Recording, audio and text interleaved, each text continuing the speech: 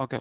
So so today we have it's our pleasure to welcome Dave to give us introduction to the Seawolf. Dave is from the Seawolf team, and he knows tons a lot about the basically everything about Seawolf. So and Seawolf is very important for our class project. So Dave, if you want to take it away. Great. I will go ahead and share my screen. Okay, can everybody see my slides okay? Yes. All right, perfect. All right, so my name is Dave Carlson. I'm a computational scientist at the Institute for Advanced Computational Science here on campus, and I do work on the team that manages our HPC clusters here at Stony Brook. So I'm going to be walking through a series of slides and also live demo examples on using Seawolf. Feel free to um, either unmute yourself and ask a question or just type the question in chats and I will look at it as I am able to do so. And I'm very happy to answer any questions you might have. I'd rather answer all your questions as opposed to getting through the slides since you will have or already do have access to the slides. So please do not be shy. All right, so let's go ahead and get started. So first off, let's just talk about, in a very high level way, what is a high performance computing cluster?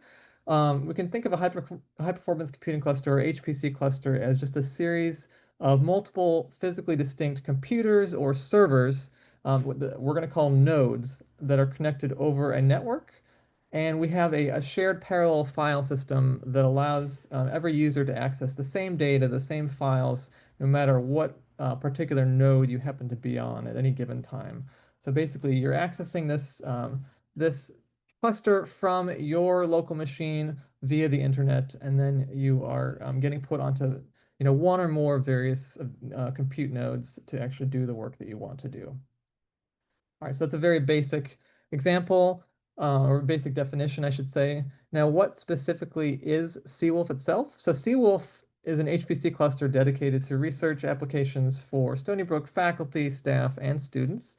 So you're going to be using Seawolf for your class this semester, and various professors and their research groups use it for research all the time.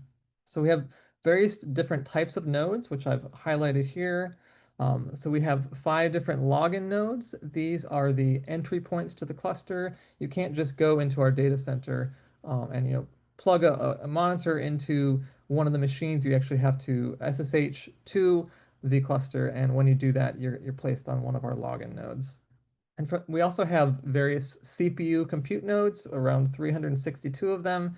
And this is where you're actually doing the work that you want to do.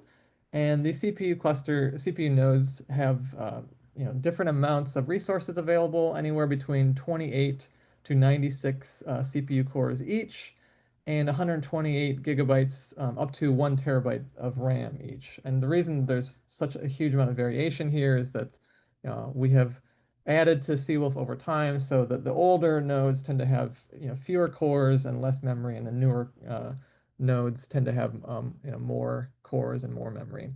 We also have various GPUs. I don't think that, or maybe I'm wrong about this, but I don't think that GPUs are a huge feature in this class, so I'm not going to talk too much about using them.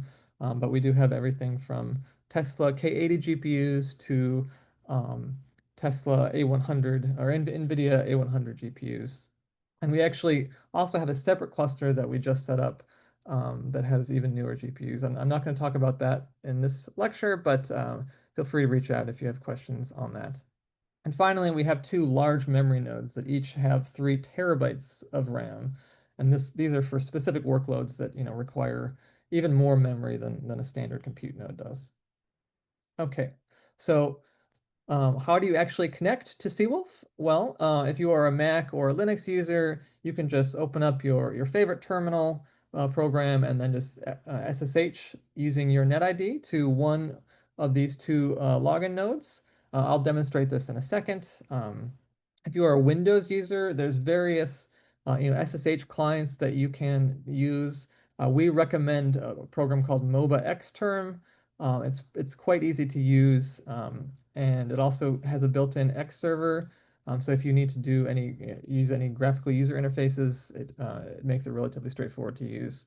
So I'm going to be demonstrating this from a MacBook, but there are screenshots here and in our documentation if you are connecting from a Windows machine on using MOBA Xterm. Okay, so I have just switched over to my my terminal. If you don't see my terminal, please let me know, and I will make sure that I'm sharing this properly. But I think you should hopefully see it okay. All right, so I'm going to issue the following command: SSH. I'm going to use a capital X flag here just in case I wanted to run a GUI, a graphical user interface. This flag turns on X11 forwarding and is what makes that possible. So I just, it's good practice just to include this just in case you might need a GUI. And then I'm going to type in my NetID, DE Carlson, at milan.seawolf.stonybrook.edu. That's Milan is the name of one of our set of login nodes. Okay, and now normally you would get prompted for a password. I have a security key set up, so I don't have to type in a password, but if you're following along, you'll probably get prompted for one. And then I get prompted for Duo two-factor authentication. And then prove that on my phone, and now I'm connected to the login node, specifically Milan2, as you can see here from the command prompt. All right. And again, on a Windows machine, you would select within MOBA Xterm new session, choose SSH. You'd put in your remote host login.seawolf.stonybrook.edu or milan.seawolf.stonybrook.edu.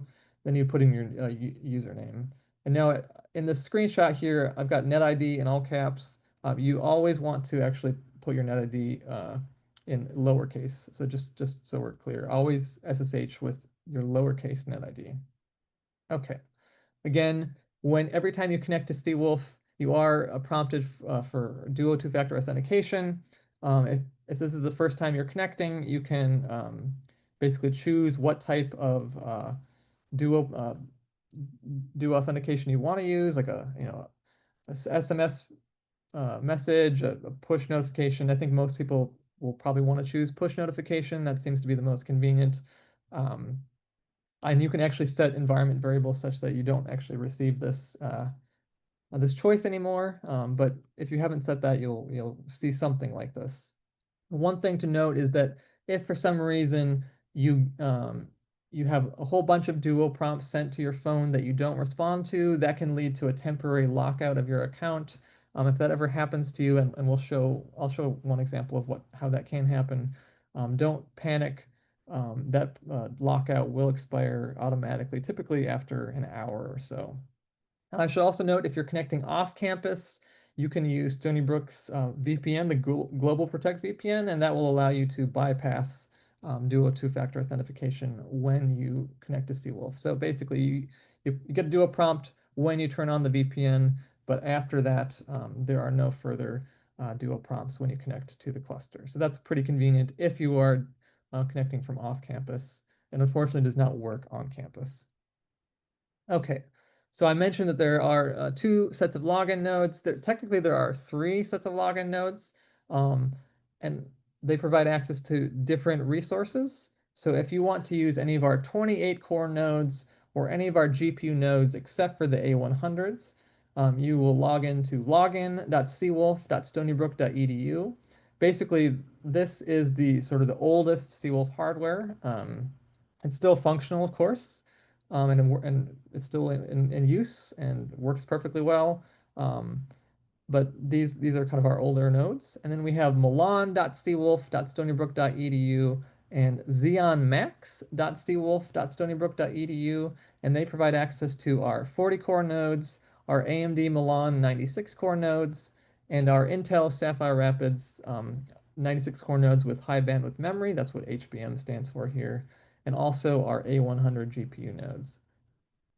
So depending on what nodes you want to target, you should choose different login nodes. And if you recall, I SSH to the Milan login nodes, so I will have access to this pool of nodes here.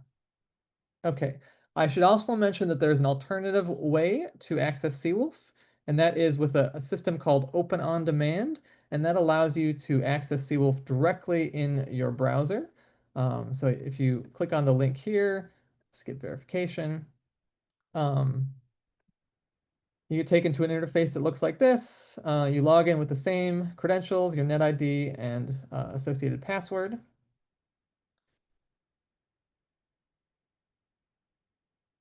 And once it loads, you get taken to an interface like this, where you can use various different apps, including things like Jupyter Notebooks, RStudio, Code Server, which is like basically an open source version of VS Code, MATLAB, etc. And we have some other apps as well. And you can even, so most of these apps are designed for sort of interactive jobs, but you can even run batch jobs via this Job Composer app as well. So this is an alternative way of accessing the Seawolf cluster for those folks who maybe don't enjoy the kind of traditional command line experience that we've got here. So that is an option available to all of you.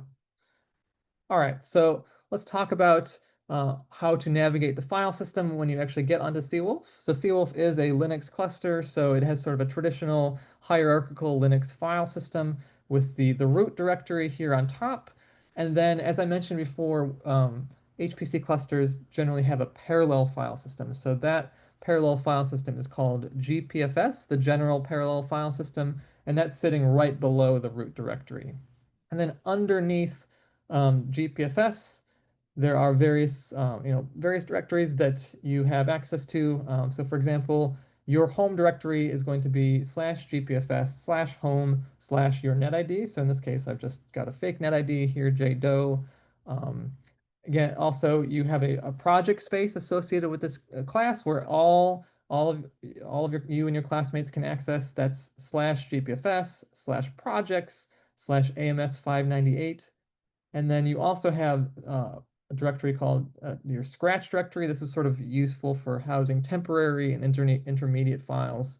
And that's /GPFS/Scratch/your NetID. Now, all three of these directories you have write access to, so you can create files, edit files, etc. There are various other places on the cluster where you have read access, so where the scientific software is installed, where our modules are installed, which I'll explain in a little bit. You have read access to, but not write access to. So just to kind of reiterate that point, your home directory is here, /GPFS/home/NetID. You have 20 gigabytes of persistent backed up storage in your home directory. And if you ever are navigating the cluster and you forget where you're located and you just want to go back to your home directory, you can use either of these environment variables to get back to your home directory. And you have your Scratch space at /GPFS/Scratch/NetID, which has 20 terabytes of temporary and intermediate files. So any files in this Scratch space that are older than 30 days are automatically removed. There's actually a script that runs every night, checks the age of every file in every Scratch folder, and if it's older than 30 days, it removes them automatically. There's no grace period, there's no notification or anything like that. So please don't put anything critical in your Scratch space. Anything that you can't afford to lose should not go in Scratch. I can tell you from experience, it's easy to forget to move things out of Scratch. So just if something is critical, please don't house it in your Scratch space. And then finally, you have your project space. And unfortunately, I forgot to update this path. So it says /GPFS/projects CSC416, but it's actually AMS598. This is your project directory. You have 1 terabyte of shared space accessible to the entire class. All right, so that is some of the important places in the Seawolf file system that you will want to remember. Oftentimes, you're going to want to be transferring files onto Seawolf. So I'm going to go through an example of doing that here. Now, again, if you are a Mac and Linux or Linux user, I recommend using the terminal for this. You can use a program like SCP or Secure Copy to move files to and from Seawolf. So I will go through an example of that. So I'm going to move a file to Seawolf from my local machine. So I'm going to first exit Seawolf. So you always want to start the transfer from your local machine.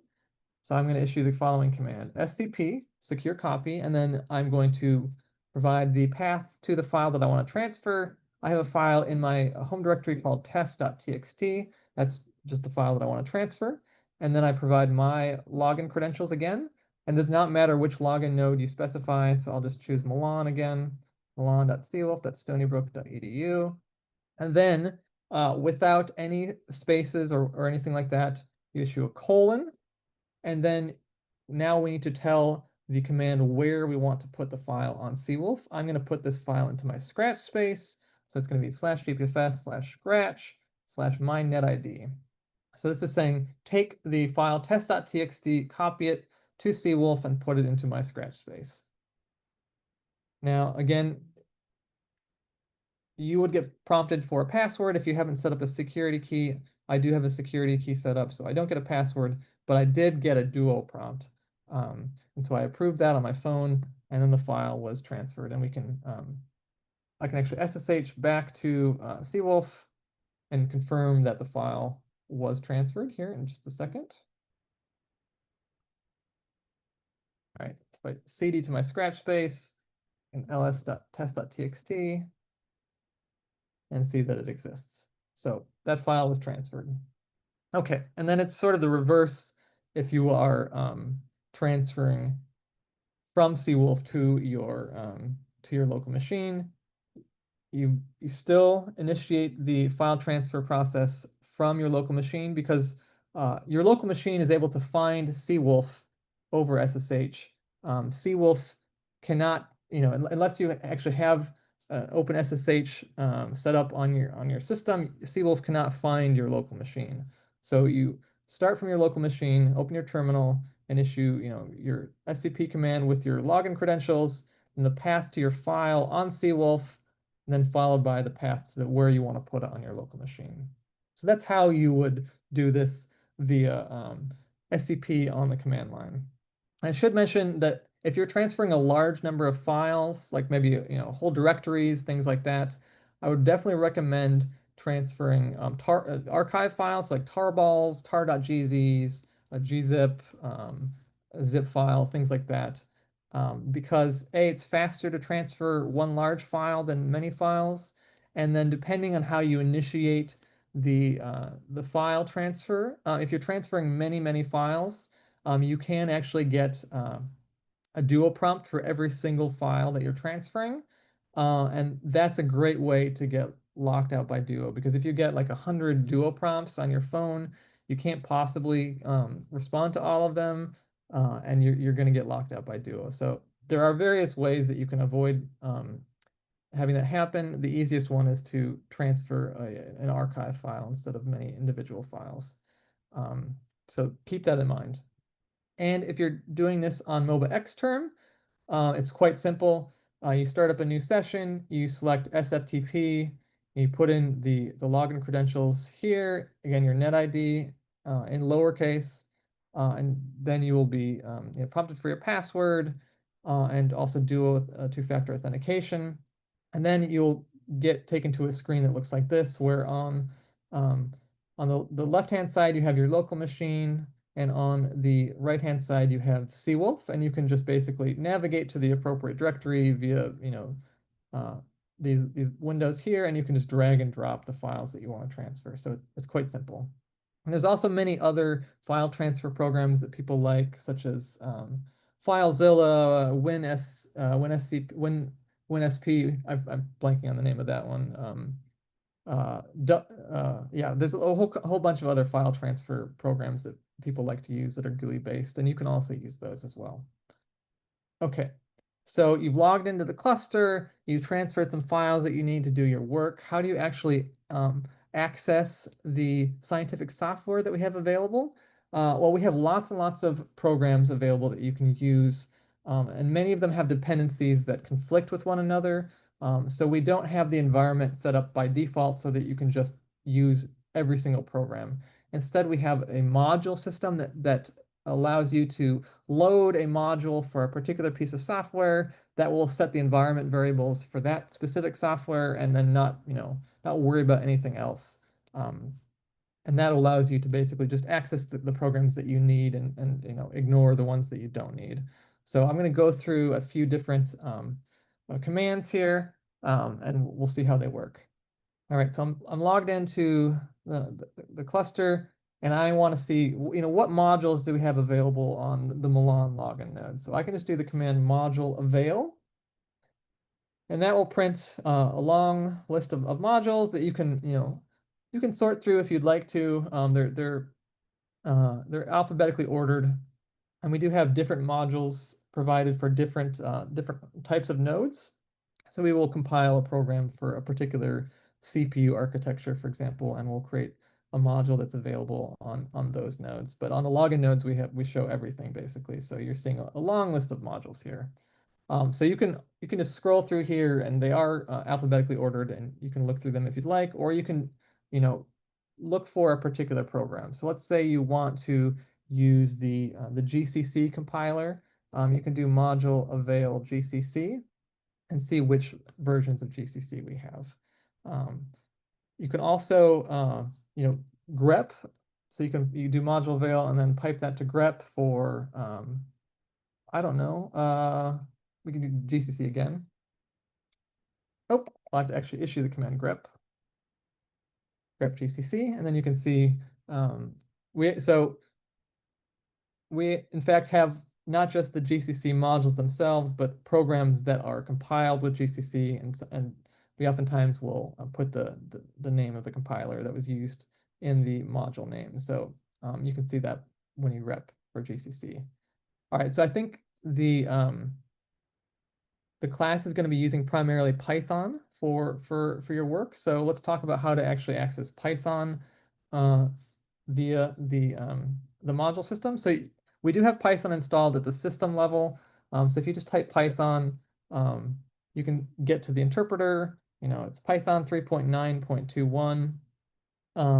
And let's say you want to use the pandas library for Python. You can do import pandas as PD.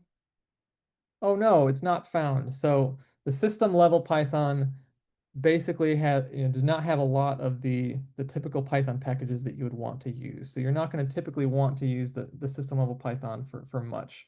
Instead, I would recommend using the Python that we have available via Anaconda. Anaconda is sort of a package management system and that is widely used in scientific computing. So if you do module avail Anaconda, so we have various Anaconda modules. The one that you're going to want to use is just Anaconda 3. Anaconda 3 is actually a symlink to this other module, but it does not matter. You can just do module load Anaconda 3. And now you see my command prompt has changed, that this activates the base Conda environment. And if I do Python now, I see that I've got Python 3.10.18. And now if I want to utilize various packages, I can, like pandas, I can do import pandas as PD. And now this time it works. We have pandas and NumPy and SciPy and various other packages available via the Anaconda module. And the Anaconda module also provides the Conda package manager and allows you to create your own environments if you'd like to. I'm not going to talk about doing that today, but we do have documentation on it. Okay, so that's the module avail and module load command. If you want to see what modules you currently have listed, you can do the module list command. So I've got a few different modules loaded, the Anaconda module that I just loaded and a couple other ones that I have set up to be loaded automatically every time I log in. HTOP is just a resource monitoring program, and Slurm I'll talk about in some detail in a few minutes. If I want to unload a particular module, I can use the module unload command. So module unload Anaconda 3 will unload the Anaconda 3 module. And what this does is it basically takes the environment variables that were set when I loaded the module and it unsets them. So now if I go back to typing the Python command, we can see that now I'm back to Python 3.9.21, the system version of Python.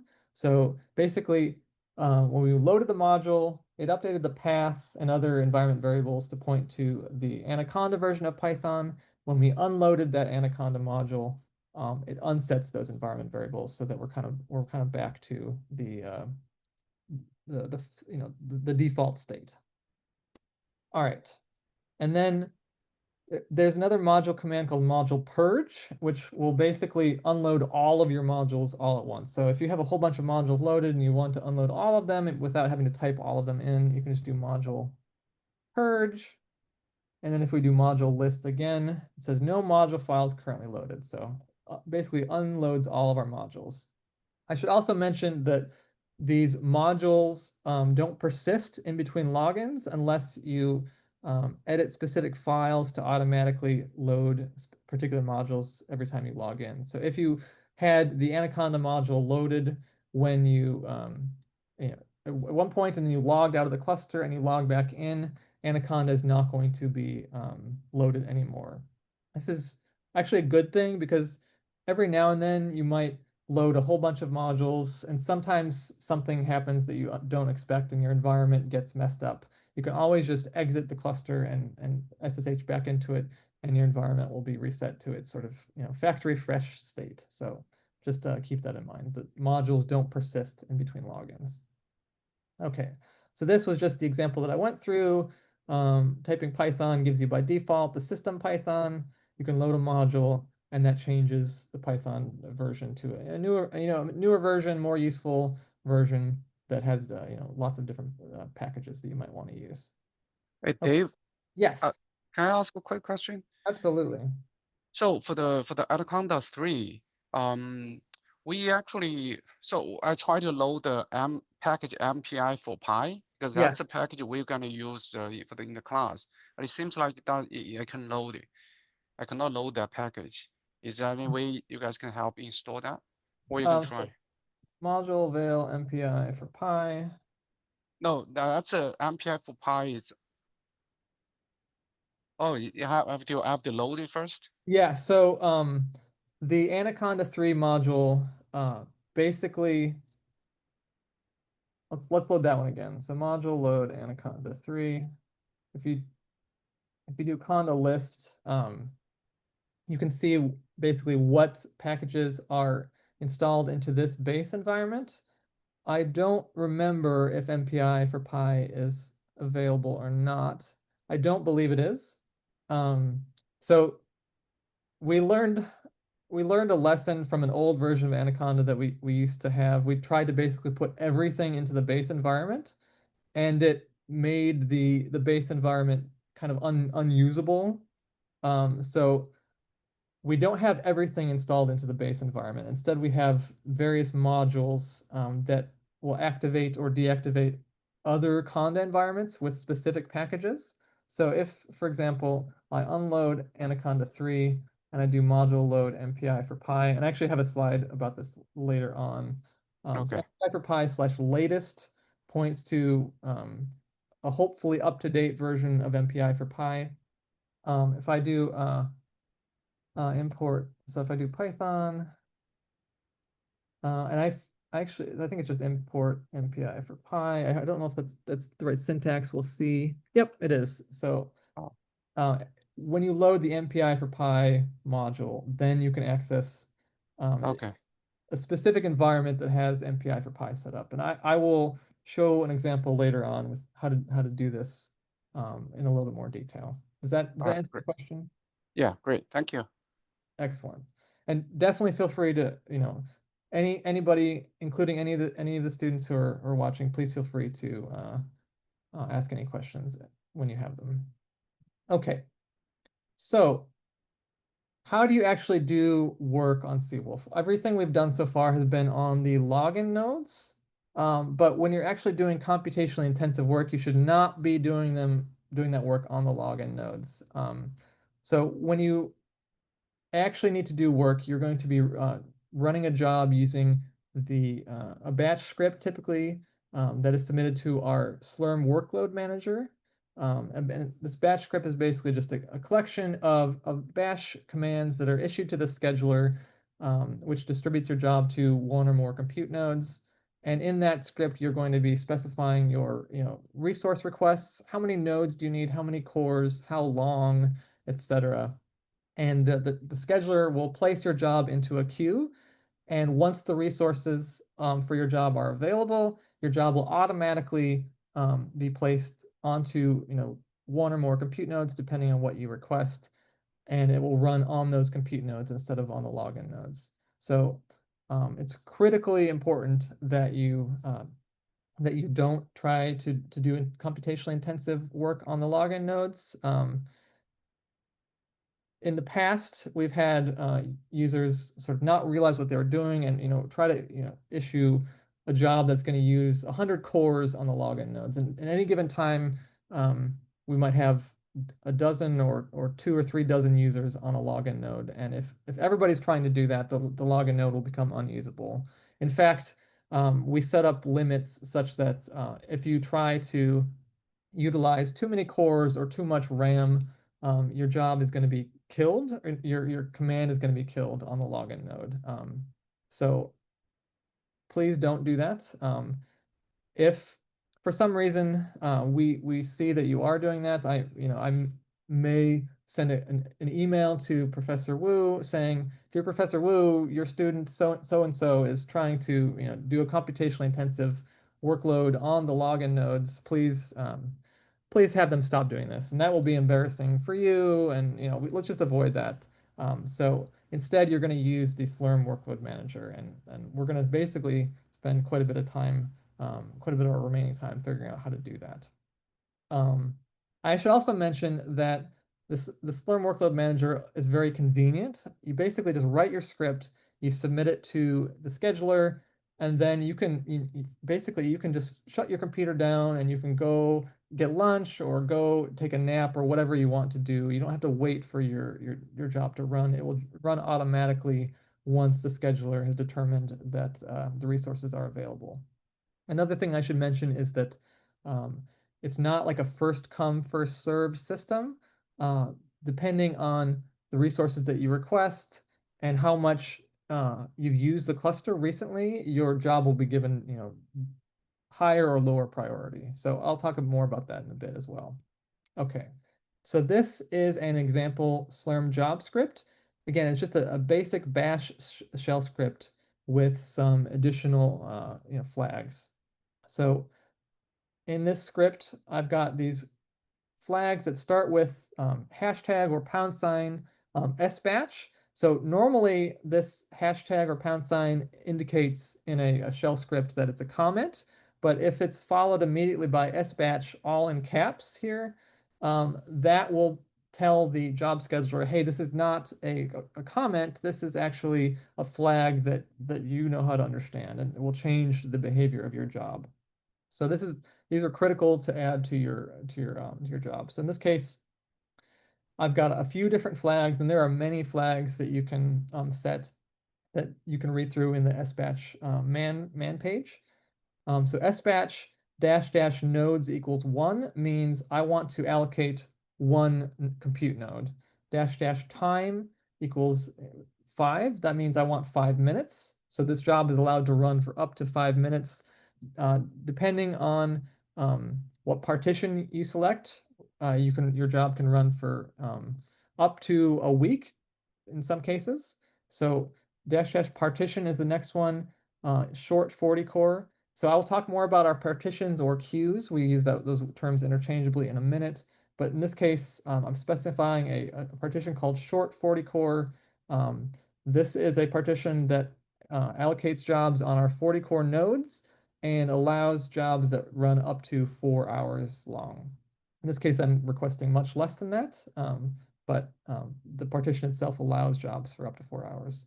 I'm giving it a name with -- job name equals _job. This is an optional flag. It's just basically useful for you to keep track of, what job is this. So if you give it some somewhat sensible name, something having to do with what it's actually doing, that's typically useful. And then -- output equals squared underscore numbers.txt. This is the output file that would be produced. So basically, anything that would have been printed to standard out or standard error, anything that would have been printed on your screen if you'd run this program locally, this it's going to get put into this file instead. And it is combining standard error and standard out, but you can separate them into different files if you'd like to. I didn't do that in this example. And then there are many other possible SBatch flags, and we'll see some more of them in a little bit. At the very minimum, you always need to specify the partition. If you don't specify the partition, and you try to submit the job, you'll get an error. The job cannot run without a valid partition name being specified. Okay, so those are the SBatch flags. You always want to have at least some of those in your job script. And then typically you're going to want to load some modules. So we're going to load modules to add programs to our environment. So in this case, I'm loading the Anaconda 3 module, and I'm loading another module called GNU Parallel. We'll talk a little bit more about that in a little while. And then the last thing here is the actual work that I want to do as part of this job. So where I'm executing my script or my command. I'm not going to talk yet about what this is doing. Again, we'll see that in a minute. This is basically the Slurm job script in a nutshell. And it can be as simple as some SBatch flags, loading a module or two, and then running one line of code, or it could be very complex where you have a very complex shell script in here if that's something that you want to do. So it can be as simple as this, or it can be much more complicated if you love shell scripting and you want to write a complicated shell script. And you can also call other scripts in your Slurm job script, which is what I'm doing here with the Python command. But we'll see that again in a second. Okay, so how do you actually execute your Slurm script? So first you need to make sure you have the Slurm module loaded, and then you're going to issue the command sbatch and then the name of the job script. I always like to name my job scripts something that has to do with what the job is doing, and then .slurm so that I know that this script is a Slurm job script. You don't have to use that file name extension. It can be basically anything you want.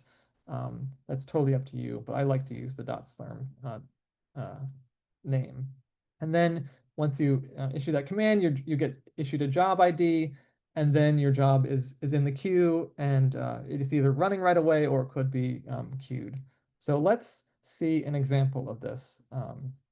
So if you're following along, you can basically run this example if you'd like to, but you are by no means obligated to.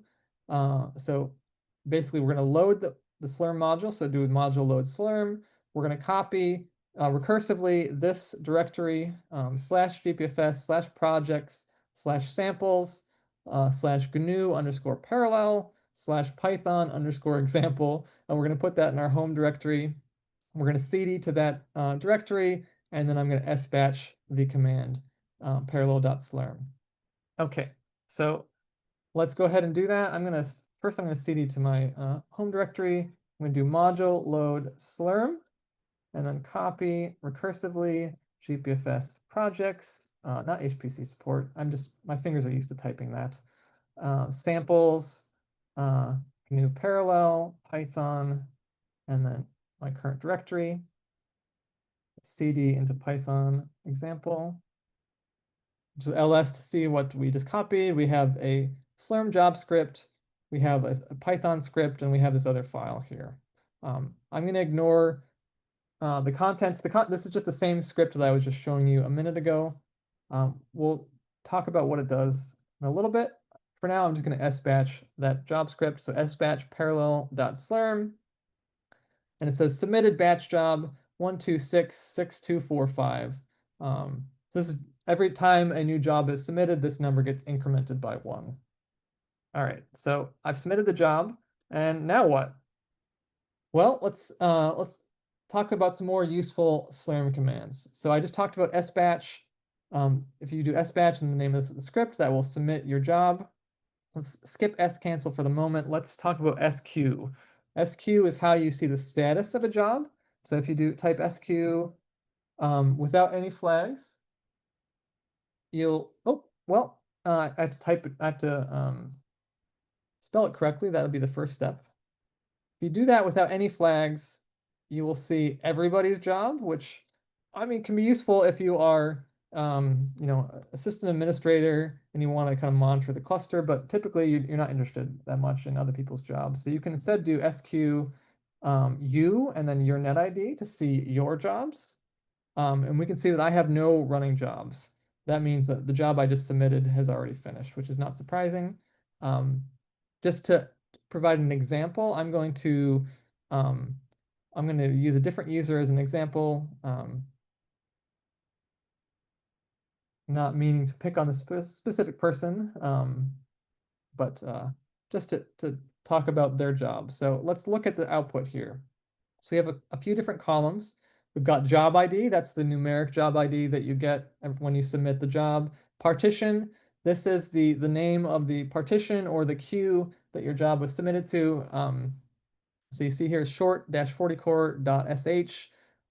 So this is actually not the full name of the partition. It's been truncated just due to a limited number of characters. It's short 40 core shared, which I'll talk about the shared partitions in a minute.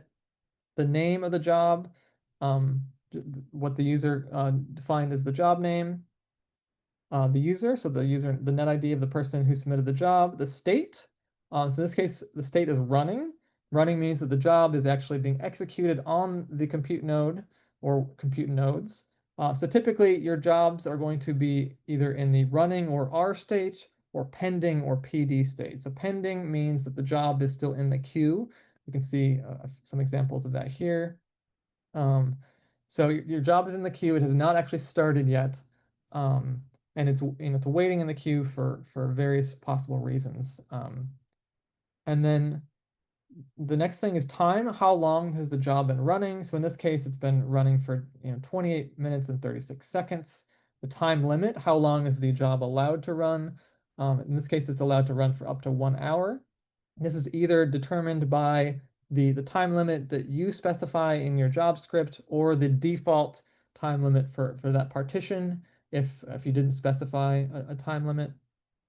Then the nodes, how many nodes is this job allocated? It's just one node. And then the last thing here is node list or reason. So node list means what what node is this job running on? It's running on a node called DN017. And then reason is if the job is pending, what is the reason that the job is pending? So if the job is running, you'll see a node list. If it's pending, you'll see a reason. So let's look at some pending jobs. Let's see. So for example, my screen is a little bit too big, so I'm going to make it smaller. Hopefully you can still read it. So for example, this job is pending, and it says QOX max jobs per user limit. So this means that the user is already running the maximum number of jobs in this particular queue or partition that they're allowed to run at one time. And this job can't start until one or more of this user's jobs has finished. Basically, in order to sort of prevent individual users from monopolizing the whole cluster, different partitions have limits on how many jobs a particular user is able to run simultaneously. So this person has hit their maximum number of jobs, and so that's the reason why this job is currently in the pending state. Okay, so again, SQ is how you get job status, and you can SQ-U to get your job's job status. SCancel, let's say you submit a job and you realize that you submitted it, in error. You can do SCancel and then the job ID to cancel a job. Note that you can't cancel anybody else's jobs. So if you provide the job ID for a job that you didn't submit, the command is not going to work. But you can provide the job ID for one of your jobs, and SCancel will cancel that job. You can also do SCancel-U and then your net ID, and that will cancel all of your running jobs. So I don't have any jobs running. But if I had some jobs running and I wanted to cancel all of them, this command would cancel all of those jobs. Again, you can't cancel anything but your own jobs. And then sinfo is a really useful command to get information on the status of various nodes and various queues and see their current utilization. So if you issue the command sinfo, produces a lot of information and somewhat hard to read. I prefer to issue sinfo-s for summary. And this will produce information about each individual partition or queue, one per line. And then it will have the availability of that partition. So all of them are up, meaning that they can accept jobs. It will show the default time limit. I'm sorry, not the default time limit, the maximum time limit. So for example, the long 40 core queue allows jobs for up to 2 days. So that's how to read this: 2 days, 0 hours, 0 minutes, 0 seconds. So that's the time limit for that particular queue or partition. And then importantly, this column here has 4 different pieces of information. How many nodes are currently allocated, which means how many nodes have jobs running on them, how many are idle, which means that they are empty and potentially available for running jobs, how many of them are offline for some reason or another. They are not currently available for submitting jobs to. We have one of those. Typically, that might mean that there's a hardware issue. The admins may have it under maintenance or something like that. And then how many of them are there in total? So we have allocated to 60, 2 are idle, and one of them is offline for a total of 63 40 core nodes that are part of the long 40 core partition. And you can also see the node list here, the names of the nodes. So all the 40 core nodes start with DN, and they have names from 001 up to basically 064. So this is really useful information if you want to know which nodes are currently extremely busy, which nodes are less busy. sinfo-s will give you a kind of a high level overview of that. Now I tend to try to submit jobs to nodes that are less busy, but there's no guarantee that just because a node is idle, there's no guarantee that that my job will start immediately. It's possible that the system is reserving some nodes for a larger job that's been waiting in the queue for a while. So just because a node is available does not mean if you request a job in the queue that that node is part of, that your job will start immediately. But it's more likely than not that if you select a queue where there's many available nodes, that your job will start faster. Okay, and there's a lot more information. I've linked to the Slurm documentation for a full list of Slurm commands here. And this is specifically the version that we have running on Seawolf. So I would recommend taking a look at that. Okay, so what queues should you submit to? And what are the different queues? So I'm gonna actually link to our oh, you know what? This link is out of date. No, it's not out of date. Good. All right, it still works.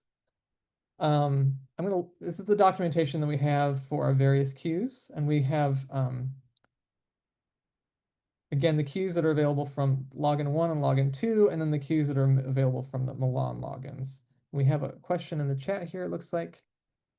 Oh, okay, so we have a question. Can we create a V&V in our directory and download our own modules? And in a single script, if I specify running 2 Python scripts, does that count as 1 job or 2 jobs? Do they run sequentially? Good questions. You can absolutely create a virtual environment in your home directory, and that will allow you to download your own packages. Yes. I will say that your home directory has relatively little storage, 20 gigabytes, and a maximum of 200,000 files. So if you create a whole bunch of virtual environments in your home directory, you can fill up that storage quota relatively quickly. I do recommend actually creating those virtual environments in your AMS 598 project space. You have much more storage there, so I would recommend putting them there. But yes, in principle, you can do that. And in a single script, if I specify running 2 Python scripts, does that count as 1 or 2 jobs? That counts as 1 job as long as you submit them, as long as that, you know, as long as that script is a Slurm job script, that would be 1 job. And do they run sequentially? That would depend on how you execute them. By default, if you just do Python, job script 1, and then on a new line, Python job script 2, they will run sequentially. But there are tools that you can use to have them run in parallel instead. And I will show you an example in just a couple minutes of that, of how to do that. So good question. All right, so on this page, we have a list of all of our different queues or partitions and their attributes. I don't have time to go through all of them, but the long and short of it is that we have different queues that point you to different types of CPU or GPU compute nodes, and we have different queues within that allow different time limits and different numbers of nodes. So I'm actually going to go back to the presentation here. So I have got a screenshot showing our 40 core nodes here. So we have debug 40 core, short 40 core, short 40 core shared, medium 40 core, long 40 core, long 40 core shared, extended 40 core, and extended 40 core shared. Okay, that's a lot of different queues or partitions. What do they mean? So debug and short are for very short jobs when you just want to try to debug something. You're not allowed to run for very long. The default runtime for these is 1 hour. For debug, the maximum runtime is 1 hour. For short, the maximum runtime is 4 hours. For long, you're allowed to run for up to 48 hours, and the default is 8 hours.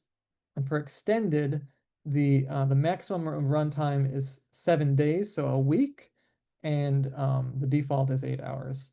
And then the medium and I don't think I think I cut off the large, but the medium and large 40 core partitions allow a larger number of nodes. So if you see here, medium 40 core, the max number of nodes that you can allocate is 16. The minimum is 6, and the maximum number of jobs you can run simultaneously is 1. So typically, you are going to be allocating, or maybe not typically, but a lot of users will just allocate 1 node, or even less than 1 node. But if you need a whole bunch of nodes for your job, and we'll see how and why you would want to do that, you might want to consider using the medium or large partitions. Okay, so when it comes to deciding what queue you should submit to, you need to think about how many nodes do you need, how many cores do you need, and how much time do you need. So only request more than 1 node if your code is using MPI, or message passing interface. I'm going to talk about what that is in just a couple minutes. So if you don't know if your code is using MPI, you should probably not be requesting more than 1 node. You can allocate more than 1 node for any job, but if you're not using MPI, you're going to be wasting resources. Now, you don't even have to allocate a full node if you don't want to. You can use one of the shared queues, if you don't need all the resources on a node. So the shared queues basically, like for example here, the long 40 core shared, short 40 core shared, extended 40 core shared, allow you to request only a certain number of CPUs and a certain amount of memory. You don't have to request a whole node, and that allows you to use the cluster more efficiently, which we all love when everybody is using the cluster efficiently, and B, your job can potentially run quicker because you don't actually have to wait for a whole node to be available. You can potentially get your job running, faster when you only need, a part of a node. So I think I have an example later on in the presentation regarding a shared a shared job. So I would if you don't know how many resources you need, I would start off with trying the shared queue because we want to try to use the cluster as efficiently as possible.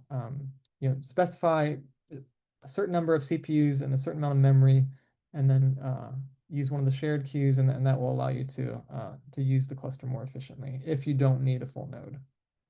Should also note that there's often a trade-off between the resource usage that you request and the wait time that you have. So the more resources that you need, or the longer your job needs to run, all else being equal means that you will wait in the queue for longer if the cluster is busy, and it is often busy. It happens to be somewhat less busy today, but that's not always the case. And also, don't wait until the last minute to submit jobs when you have a deadline. So if you have a project due, 10 a.m. The next day, don't wait until midnight to submit your job because you don't actually know, how long it's going to have to wait in the queue. So please think ahead. Try to keep in mind that your job may have to wait in the queue for, a certain number of minutes or even hours until the resources are available. So be aware of that when it comes to deadlines. Okay. Any questions on any of that? How to use Slurm, how to submit jobs, etc. All right, nothing so far, but feel free to post them in the chat or unmute yourself.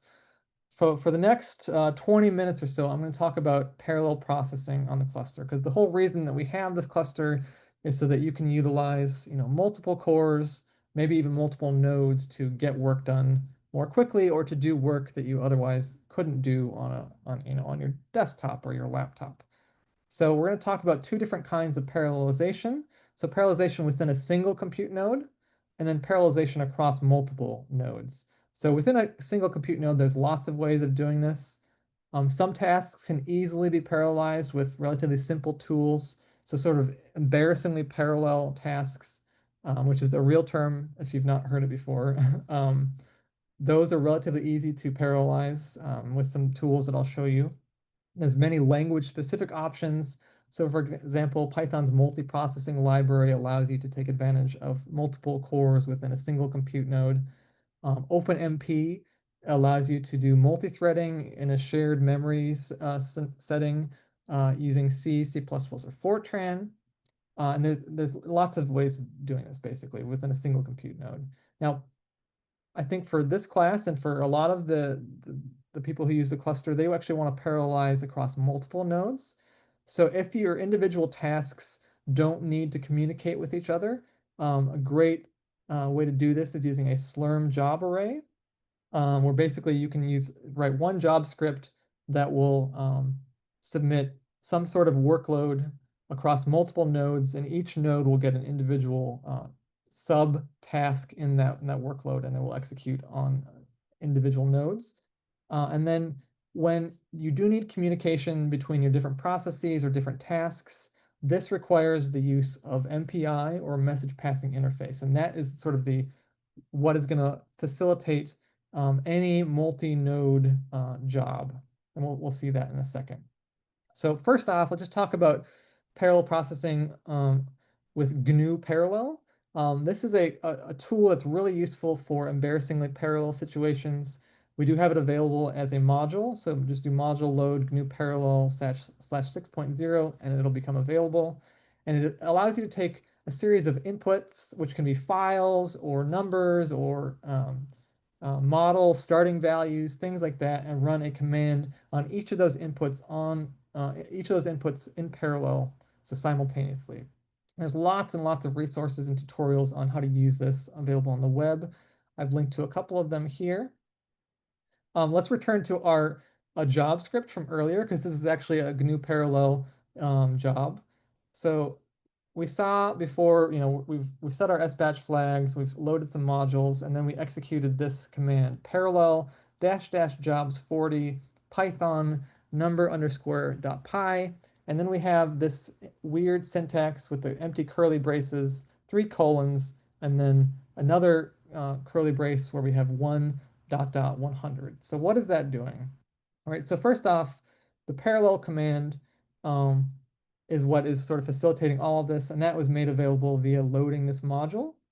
And then --jobs 40 is one of many different optional flags that you can give to GNU Parallel to control its behavior. This is saying I want to run 40 of these commands in parallel, and that is because I'm running in the short 40 core partition. By default, GNU Parallel will actually launch as many jobs as there are cores available. So you don't technically have to set this if you want to run 40 of these in parallel on a 40 core partition, but I just like to include it anyway, just for clarity's sake. And then the next part here is the actual command that's going to be run. So Python number square.py. This is just a very, very simple Python script that will take a number as a command line argument and then square it and print the square of that number. And then here, this syntax is basically saying take every number 1 through 100 and provide it to the Python script. So every number 1 to 100 is going to basically be given as input into this field here. And the empty brackets is basically a placeholder for each one of these inputs, 1 to 100. So when this job runs, basically we're going to have Python number square.py 1, Python number square py.2, 3, 4, etc. It's going to execute 40 of these commands in parallel, and then when each of those finishes, it will launch more up to 40 at once until we reach the end of this array of numbers 1 to 100. So I did run this command already, and the output. Well, let's look at the code first. So again, it's just a very simple Python script that uses NumPy to square the number that's provided, and then the output is just well, I should say that when I first ran this, I ran it with the verbose flag, so it actually prints the command that's run, and then the actual result is these lines. The square of 4 is 16, the square is 5 is 25, et cetera, et cetera, et cetera. And by default, it's not going to necessarily print the order in numerical order. There is a little bit of randomness in that. So you're not going to necessarily see the numbers printed in their exact numerical order. We could do some scripting to change that, but by default, it's not printed in numerical order. Okay, so again, all we did is we used GNU Parallel to run this script in parallel to get the squares of every number from 1 to 100. And this instead could be, a series of files, each of them executed in parallel, or anything else that you can think of. You can basically use GNU Parallel to parallelize this. So again, this is sort of a really useful tool for embarrassingly parallel situations where you just have a task and you want to run it multiple times, and you don't want each of those tasks to have to run sequentially. You want them to run in parallel. So this is a great tool for doing that. Okay, now you could also do the same thing using Python's multiprocessing library. This is a different version of the same sort of basic script that uses multiprocessing, again, to process each of these commands in parallel. A separate Python process is spun up to 40 at once, and they're run in parallel. So Python itself has many different ways of parallelizing. Multiprocessing is certainly one of the more widely used ones, but there's a whole bunch of different ways of doing this in Python, and this is just one simple example. And then if you're not working in Python, if you're working in C, C++, or Fortran, OpenMP is a great framework for multi-threading. So it allows you to parallelize or multi-thread in a shared memory context. So you have one process with multiple threads that can share the same memory on a single node. And again, this is mostly useful for C, C++, and Fortran, C++, and Fortran. And oftentimes it can be more useful when you actually do need communication between your parallel threads. And it's implemented in almost all modern compilers, whether that's GCC, Intel, LLVM, etc. And the great thing is that you can write the code without necessarily having to specify in the code what the actual resources that you want to use are. And then you can control how many threads are spawned at runtime with environment variables. So I have an example here of how to do this. Just for the sake of time, I'm not going to go through it, but you can look at it in the PowerPoint. And there's just like with GNU Parallel, there's tons of documentation online about using OpenMP. Okay.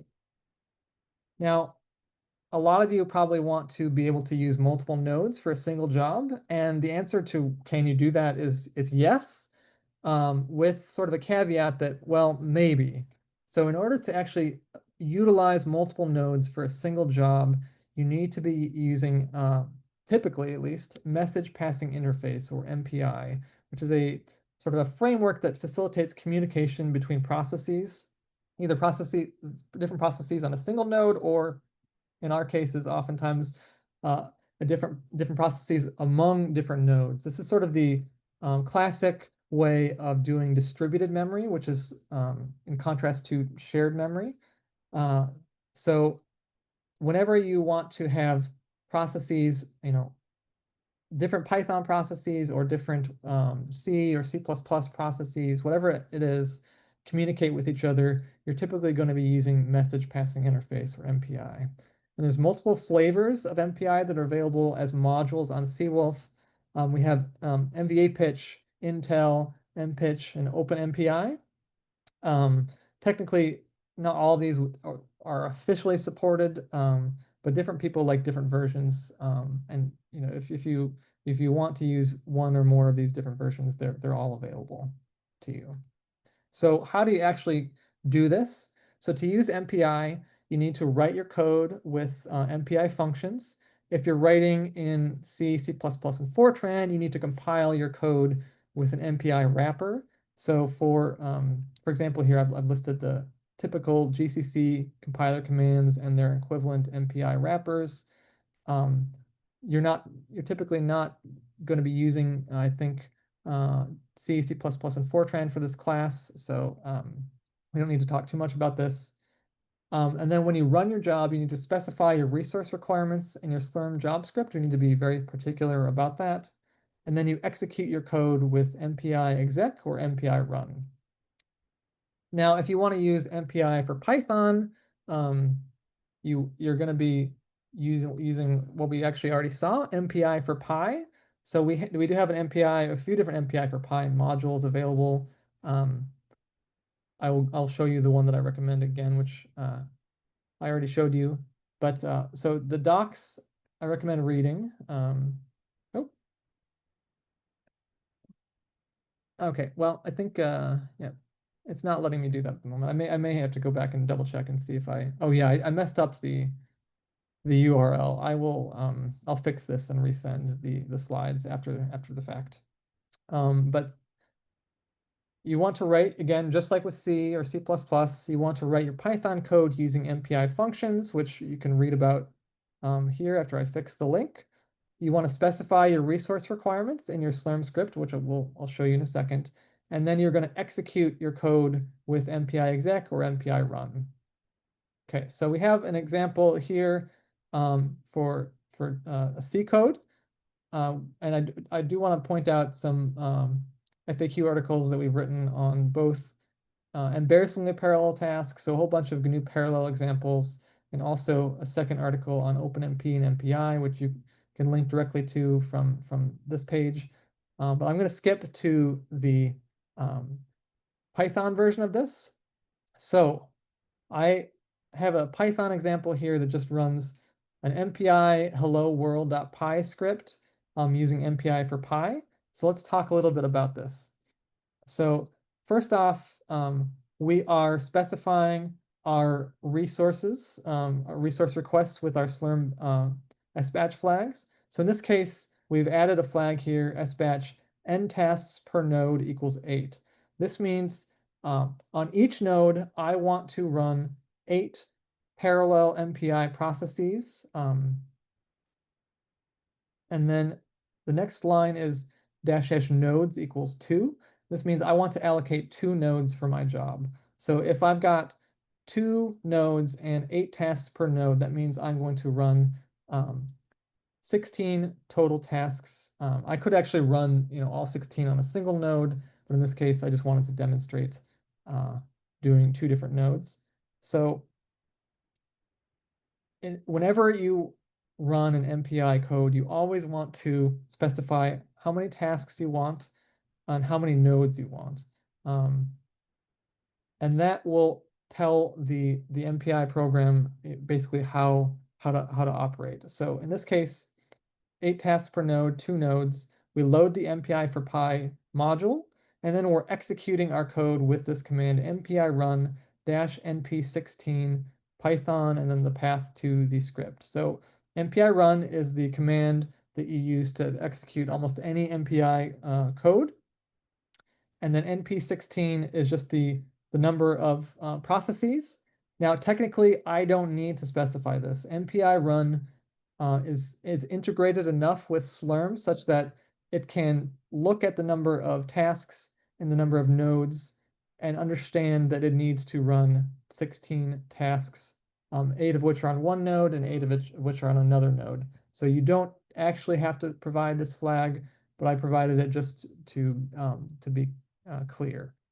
And then we are executing this particular Python script. In order for this to actually run properly, this Python script does have to have MPI functions in it. So here's the actual script itself. We're doing from MPI for Pi import MPI. And then we're defining COM. This is the sort of the communication framework that's getting set up. So we're defining this as mpi.com_world. And then we're defining name, mpi.getProcessor_name. And then we are just running a very simple hello world command saying hello world from process and then com.rank. So what rank is this process in our com world? And of com.size. So what is the overall size of the pool from node and then the name of the node? So what's going to happen is the MPI run is going to take this command and it's going to execute, 8 of these on one node and 8 of these on the other based upon the resources that we requested here.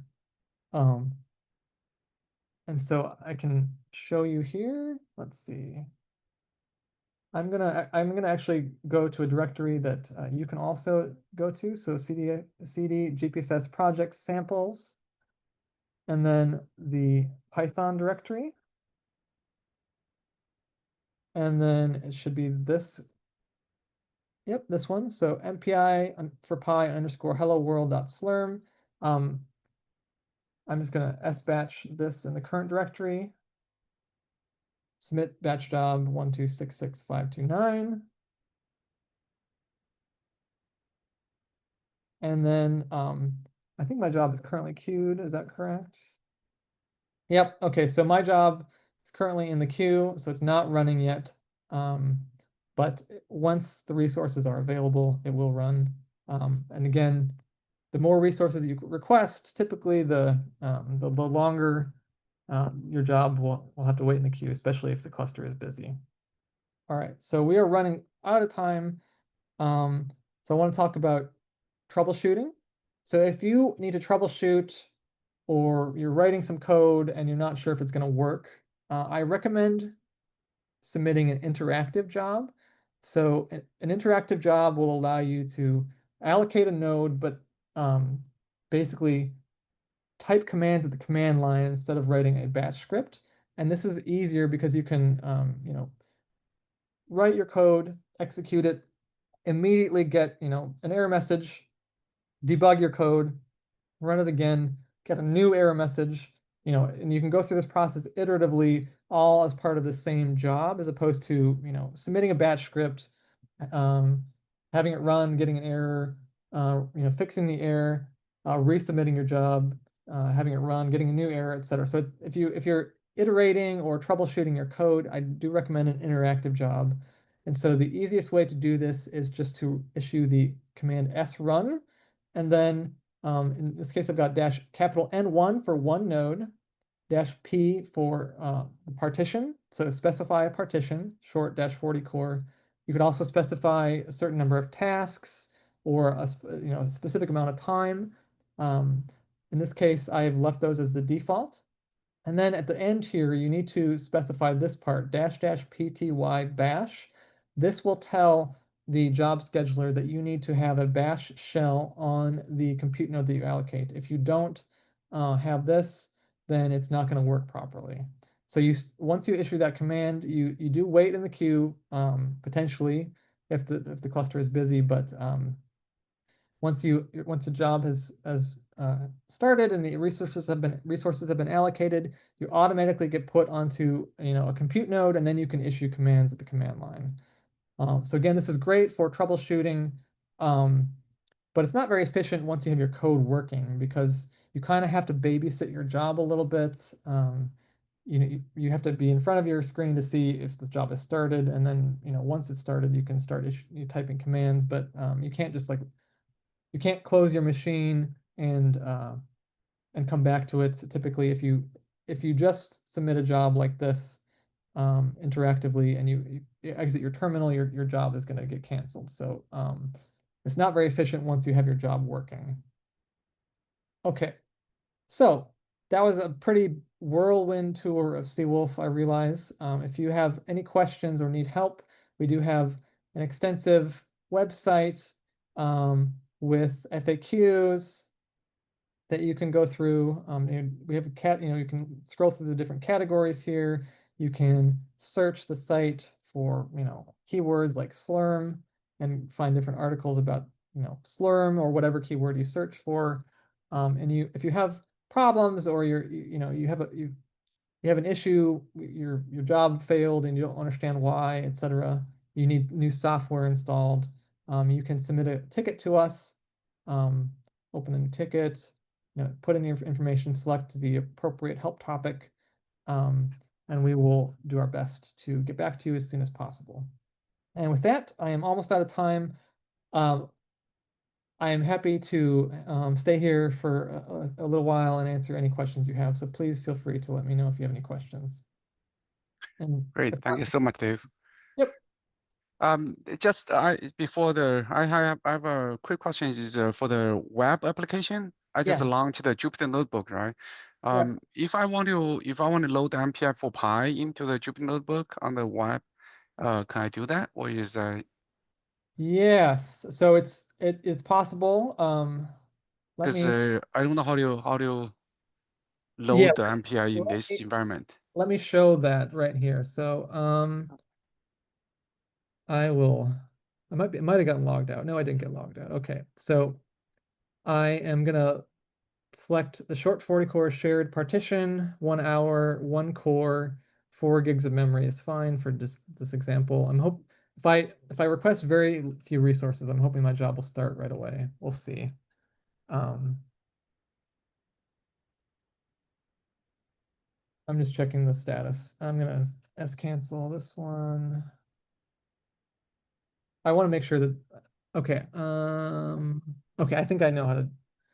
I'm gonna select a different partition. Short 96 core.